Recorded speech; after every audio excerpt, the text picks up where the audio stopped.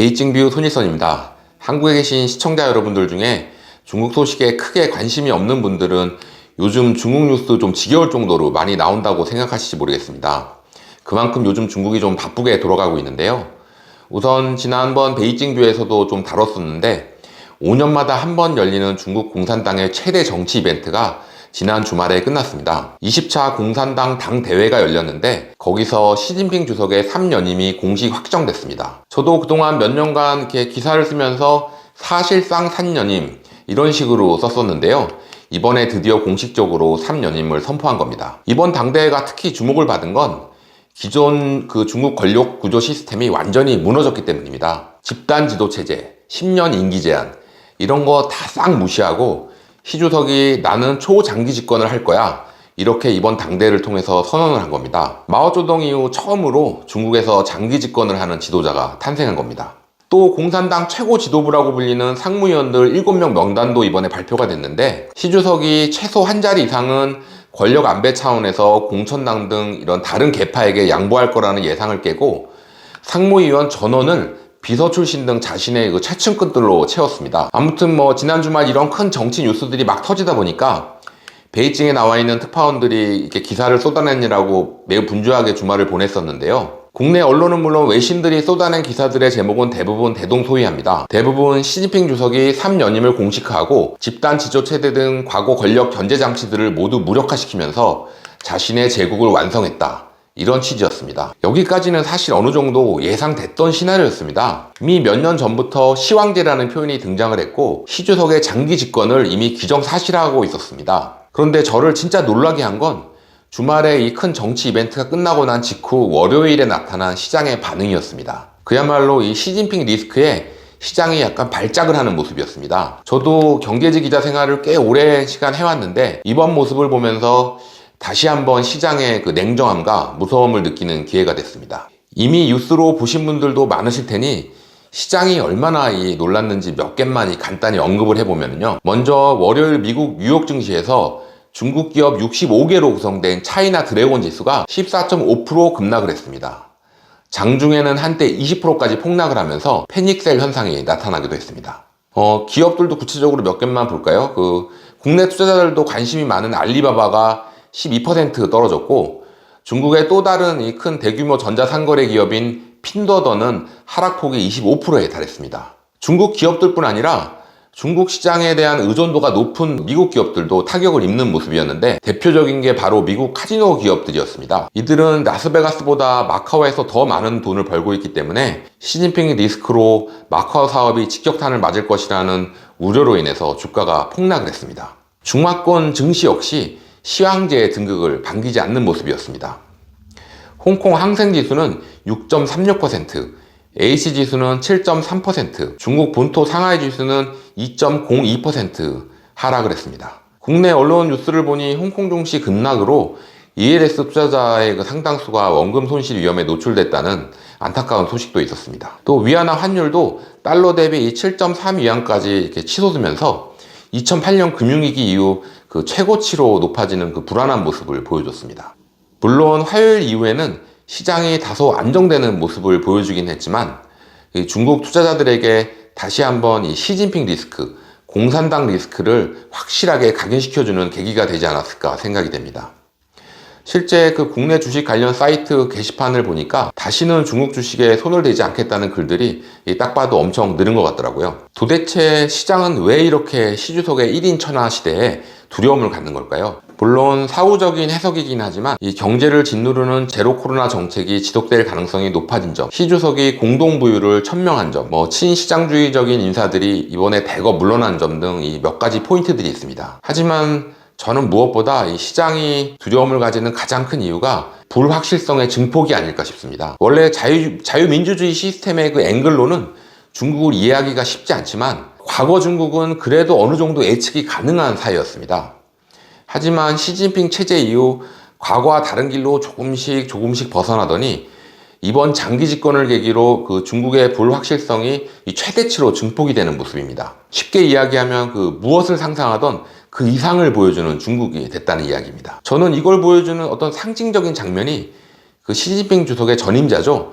그 후진타오 전 주석이 당대 폐막식에서 쫓겨나듯이 나가는 모습이 아닐까 싶습니다. 이 보신 분들도 있겠지만 아마 역사에 길이 남을 수 있는 영상일 것 같아서 베이징뷰에서도 다시 한번 조금 보여드리겠습니다. 참고로 이 영상은 그 싱가포르의 채널뉴스 아시아라는 언론사에서 촬영한 영상입니다. 영상을 보시면 그 시진핑 주석이 가운데 보이고요. 그 시진핑 오른쪽 옆 하얀 머리 그분이 바로 후진타오 전 주석이고, 그 오른쪽이 리잔수 상무위원장인데요. 리잔수가 후진타오 앞에 놓여있는 붉은색 표지의 서류를 자기 쪽으로 좀 가져가면서 계속 말을 겁니다. 후진타오는 왜 내 걸 가져가냐면서 뭐 좀 불편해하는 표정을 짓는 것 같이 보이기도 하고요. 옆에서 이를 가만히 지켜보던 시 주석이 경호원 같은 직원을 불러서 지시를 내리는 모습이 보입니다. 이야기를 꽤 한참 하죠. 자세하게 이렇게 뭐 지시를 내리는 모습인데요. 이후 이 직원은 후진타오 쪽으로 이동을 해서 후진타오에게 뭔가 이야기를 하는데, 여기서부터가 좀 인상적인 장면들입니다. 경호원이 계속 이렇게 후진타오를 모시고 나가려는 모습을 하는데, 후진타오는 이렇게 완력에 못 이겨서 자리에서 일어는 나긴 하지만 다시 나는 나가지 않겠다, 이 자리에 앉겠다, 이런 듯한 자세를 보여줍니다. 내가 왜 꼭 나가야 하는 듯한 이렇게 항의하는 모습인데요. 계속 직원들이 후진타오에게 뭔가 설명을 하고 설득을 하려는 듯한 장면이 계속 이어집니다. 이후 후진타오는 결국 퇴장을 하면서 갑자기 시진핑에게 뭔가 이렇게 말을 겁니다. 무슨 말을 했는지 정말 궁금한데요. 시진핑은 이 전임 주석의 이야기에도 뒤를 돌아보지는 않고 고개만 살짝 끄덕입니다. 또 후진타오는 자신과 같은 계파인 리커창 총리의 어깨를 이렇게 격려하듯 가볍게 두드리면서 행사장을 빠져나갑니다. 지금까지 보신 영상에 대해 많은 해석과 추측들이 나오고 있는 가운데, 중국 관영 매체는 후진타오의 건강 이상 문제를 제기를 했습니다. 이 몸이 안 좋아서 쉬기 위해서 퇴장을 했다는 건데요. 반면 중국 밖에서는 시진핑의 절대 권력을 보여주는 상징적인 장면이라는 평가가 많습니다. 일단 퇴장 소동이 벌어진 이 시점이 참 재미가 있습니다. 후진타오가 퇴장하는 장면이 외신 카메라에 담긴 건 비공개 회의가 끝나고 언론들 입장이 시작된 이후에 이 장면이 벌어졌기 때문입니다. 건강 문제라면은 비공개 회의가 끝난 직후에 이 공개 행사로 전환하기 전에 후진타오를 밖으로 이동시킬 수도 있었을 텐데요. 공산당의 그 특성상 당대 폐막식은 아마 1분 1초 단위로 시나리오가 짜여져 있었을 겁니다. 그런데 비공개 회의가 다 끝나고 공개로 전환된 직후 언론사들 앞에서 후진타오를 퇴장시킨 건 계획될 연출일 가능성이 높다는 분석입니다. 미국 정치 매체 폴리티코는 당대회 폐막식은 고도로 계획된 행사인 만큼 후 전 주석이 이 수행원에 의해 퇴장되는 이 극적인 장면은 시 주석이 완전한 권력을 확보했음을 보여주기 위해 연출된 그 상징적 속청이라고 볼 수 있다, 이렇게 보도를 했습니다. 전임 주석인 후진타오의 퇴장은 이제 시진핑 주석의 주장이나 의견에 이의를 제기할 수 있는 사람은 중국 14억 인구 중 단 한 명도 없다는 이야기나 마찬가지입니다. 절대 권력의 탄생은 안 그래도 불안한 중국을 더 불안하게 만듭니다. 이미 중국은 불안했습니다. 시진핑 주석 지시 한마디로 사교육 시장 자체가 완전히 붕괴가 됐고, 또 이 제로 코로나라는 구호 아래 인구 수천만 명의 도시가 이 먹을 물도 제대로 구하지 못하는 이런 전면 봉쇄 상태에 들어가는 일이 수차례 있었습니다. 이뿐 아니라 한국에 계신 시청자분들은 상상하기 힘든 일들이